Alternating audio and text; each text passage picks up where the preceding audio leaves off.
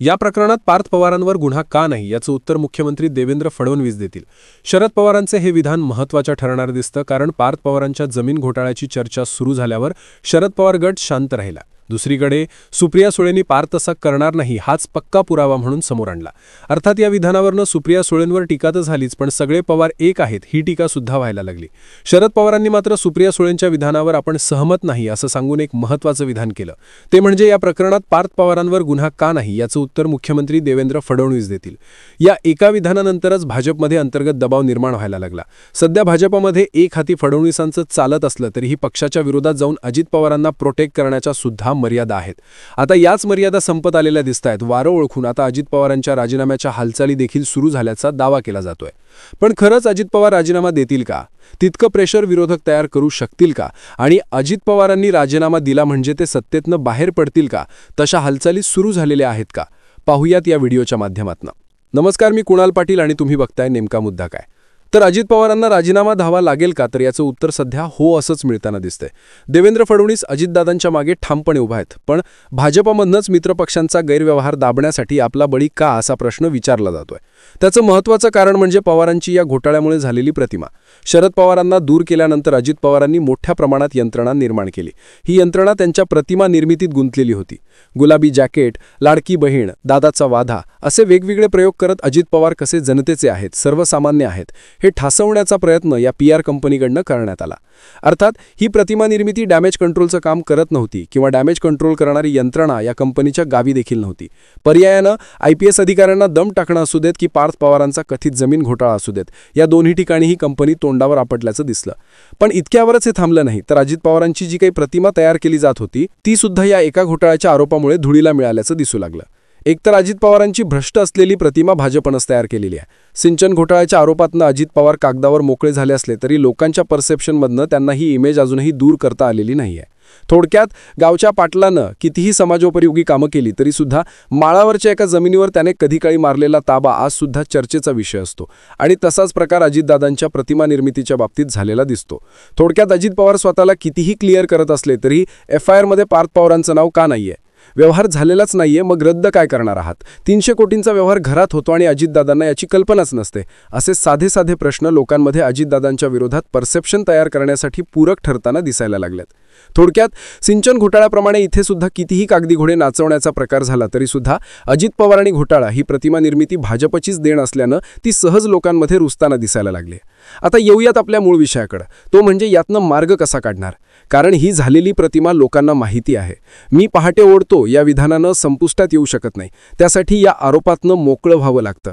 त्यासाठी कागदावर पार्थ पवारांचं म्हाव नसणं किंवा बातम्यांचा फोकस वळवण्यासाठी आपल्याच पक्षातल्या लोकांवर कारवाई करून चालणार नाहीये. दुसरीकडे भाजपमधनं देखील अजितदादांच्या या प्रकरणामुळे अडचण निर्माण होणार असल्याचे रिपोर्ट्स मिळायला लागलेत. भाजप स्थानिक स्वराज्य संस्थांच्या निवडणुकांना अजितदादांना घेऊन सामोरं जात असेल तर भाजपवर सुद्धा याचे आरोप निश्चितपणे होणार आहेत. आणि मग यातनंच मार्ग काढण्यासाठी नेमक्या काय हालचाली सुरू आहेत, तर त्या दृष्टीनं चाललेला पहिला प्रयोग म्हणजे सत्तेतनं बाहेर न पडता अजित पवारांनी तात्पुरता राजीनामा देणं. चौकशीसाठी जी काही समिती नेमलेली आहे त्या समितीने तटस्थपणे काम करावं या एका वाक्याचा आधार घेऊन अजित पवार उपमुख्यमंत्री पदाचा राजीनामा देऊ शकतात. पण याचा अर्थ ते सत्तेतनं बाहेर पडतील का? तर नाही, अजित पवार सत्तेतनं बाहेर पडणार नाहीत. याशिवाय उपमुख्यमंत्री म्हणून राष्ट्रवादीच्या दुसऱ्या व्यक्तीची देखील नियुक्ती करणार नाहीत. जोपर्यंत स्थानिक स्वराज्य संस्थेच्या निवडणुका पार पडत नाहीत तोपर्यंत अजितदादा उपमुख्यमंत्री पदाचा राजीनामा देतील आणि थेट लोकांमध्ये जाऊन आपली प्रतिमा पुन्हा तयार करण्यासंदर्भात काम करतील. अर्थात निवडणुका आणि आचारसंहिता असल्यानं या राजीनाम्यामुळे अजितदादांवर विशेष असा फरक पडणार नाहीच. उलट पक्षासाठी ते अधिकाधिक वेळ देतील, तसं परसेप्शन तयार करतील. स्थानिक स्वराज्य संस्थेत सुद्धा ठराविक जागांवर फोकस ठेवतील आणि विजय झालाच तर हा जनतेचा कौल होता म्हणून ते पुन्हा एकदा उपमुख्यमंत्री पदावर विराजमान होतील.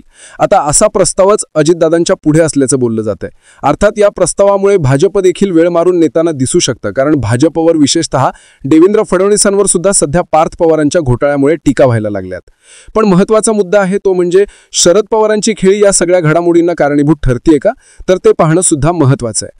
असं का? तर शरद पवारांची पहिल्यापासूनची भूमिका अजित पवार आणि पक्ष एक हवा, पण अजित पवारांनी भाजपसोबत जाण्याची भूमिका मान्य नाही अशीच राहिलेली आहे. मध्यंतरीच्या काळात पवार एक होणार अशा चर्चा देखील जोरात झाल्या. शरद पवार गट सुद्धा एक होण्यास तयार आहे, पण अजित पवार गटातील भाजपपूरक नेत्यांचा आता एक होण्यास विरोध असल्याचं बोललं जातंय. थोडक्यात शरद पवारांना पक्ष आणि अजित पवार सोबत हवेत, पण ते भाजप सोबत नको आहेत असं जग जाहीर आहे. आता या गोष्टीचं टायमिंग देखील कसं झालेलं आहे, तर ज्या दिवशी भाजप सोडून कोणासोबतही युती चालेल असं वरिष्ठांनी सांगितल्याची बातमी आली, नेमकं त्याच दिवसापासून पार्थ पवारांचा घोटाळा तोंडवर काढला. 1-2 दिवस अजित पवारांना प्रोटेक्ट करण्याचं काम शरद पवार गटानं केलं, पण शरद पवारांनी आपला बाण फडणवीसांच्या दिशेनं चालवला. पार्थ पवारांवर गुन्हा दाखल का झाला नाही या वाक्याचा सरळ अर्थ हाच आहे की पार्थ पवारांना प्रोटेक्ट का करताय हे फडणवीसांना विचारा. म्हणजे शरद पवार सुद्धा फडणवीसांना या प्रकरणात डॅमेज करू इच्छित आहेत, पण त्याचवेळी अजित पवारांची सोबत देखील त्यांना इलेक्शनसाठी महत्वाची वाटते. आता त्या विधानानंतरच पक्षांतर्गत हालचाली सुरू झाल्याचं बोललं जाऊ लागलं.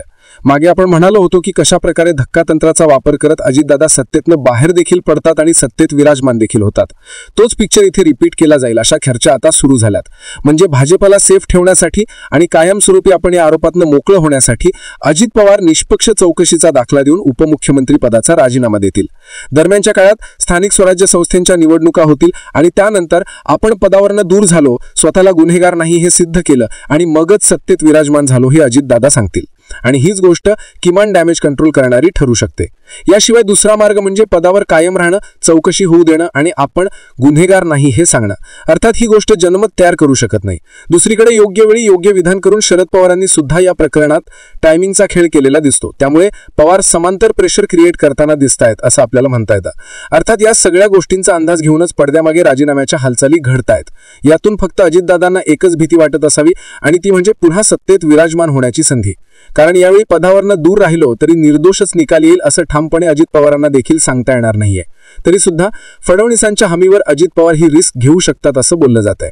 फक्त फडणवीसांचा एकछत्री कारभारावर दरम्यानच्या काळात प्रश्नचिन्ह निर्माण व्हायला